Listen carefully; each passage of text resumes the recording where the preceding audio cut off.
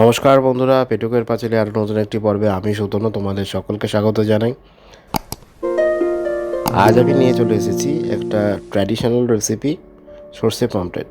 গরম গরম ভাতের সাথে স্পেশাল দিনে আপনারা অনেকেই বাড়িতে এই পমফ্রেটের রেসিপি ট্রাই করেছেন, কিন্তু আমি কীভাবে খুব সহজভাবে এই রেসিপিটা বাড়িতে ট্রাই করি সেই রেসিপি তোমাদের আজকে আমি শেয়ার করে দেখাবো।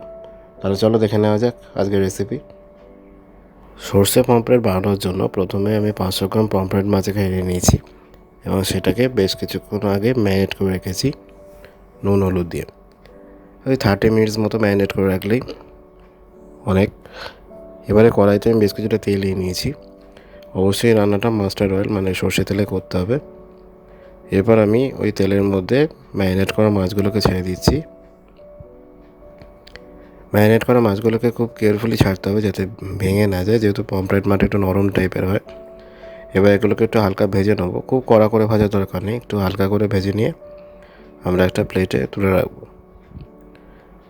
দেখুন মাছগুলো বেশ হালকা করে ভাজা হয়ে গেছে এবং এপিট ওপিট যখন ভাজবে তখন খুব কেয়ারফুলি এটাকে ওলট পালট করতে হবে যাতে ভেঙে না যায়। ভালো করে মাছগুলো যখন ভাজা হয়ে যাবে তখন আমরা এগুলোকে তেল থেকে একটা পাত্রে তুলে রেখে দেবো।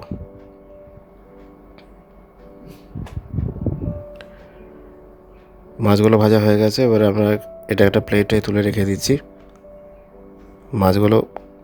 ভাজা মাছগুলো তুলে রাখার পর আমরা পরবর্তী প্রসেসের দিকে এগোবো।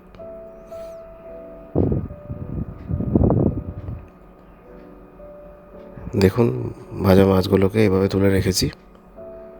এবারে নেক্সট প্রসেসে ওই তেলের মধ্যেই আমি এখানে দিয়ে দেবো 1.5 টিস্পুন কালো জিরে।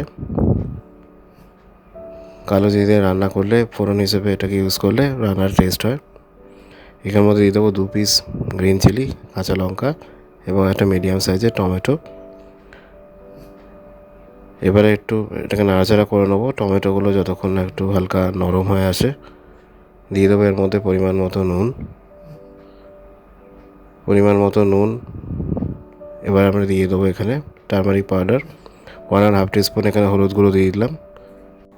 এবার এর মধ্যে দিয়ে দিলাম 2.5 টিস্পুন সর্ষে বাটা। কালো সর্ষে বেশ কিছুক্ষণ রান্নার আগে ভিজিয়ে রেখেছিলাম, তারপর সেটাকে বেটে নিয়েছি মিক্সার গ্রাইন্ডারে। সে 2.5 টিস্পুন সর্ষে বাটা দিয়ে আরও কিছুক্ষণ নাড়াচাড়া করে নিলাম এবং এই সময় দেখতে পাচ্ছি টমেটোগুলো বেশ ভালো নরম হয়ে এসছে। এবার আমরা এর মধ্যে দিয়ে দেবো বেশ কিছুটা জল। আপনারা যতটা গ্রেভি পছন্দ করবেন তত সেই রকম মতোই জল দেবেন। বেশ কিছুটা জল এর মধ্যে দিয়ে দেওয়ার পর জলটাকে এবার এই গ্রেভিটাকে একটু ফুটিয়ে নেব। ফুটে গেছে দেখতে পাচ্ছি। এবার এর মধ্যে আমরা ভাজা মাছগুলোকে ছেড়ে দেবো। খুব বেশি ফোটাবো না, কারণ পমফ্রেট মাছ খুব নরম হয়। একটুখানি হাই ফ্লেমে জোরে ফুটিয়ে নেওয়ার পর তারপর আমরা গ্যাস অফ করে দেবো। আমরা মাছগুলোকে খুব যত্ন সহকারে এই ঝোলের মধ্যে দিয়ে দিলাম। দেখতে পাচ্ছি বেশ ভালো মতো ফুটে উঠেছে। এই পর্যায়ে আমাদের রান্না প্রায় কমপ্লিট। এবার আমরা একদম ফিনিশিং টাচ হিসেবে ওপর থেকে বেশ কিছুটা ধনেপাতা কুচি ছড়িয়ে দেবো যাতে একটা সুন্দর এর মধ্যে ফ্লেভার আসে। দিয়ে গ্যাস অফ করে দেবো এবং কিছুটা স্ট্যান্ডিং টাইম দেবো। দিয়ে গরম গরম সার্ভ করবো সর্ষে পমফ্রেট। গরম গরম ভাতের সাথে বাড়িতে স্পেশাল দিনে পরিবেশন করে সকলকে আনন্দ দিন।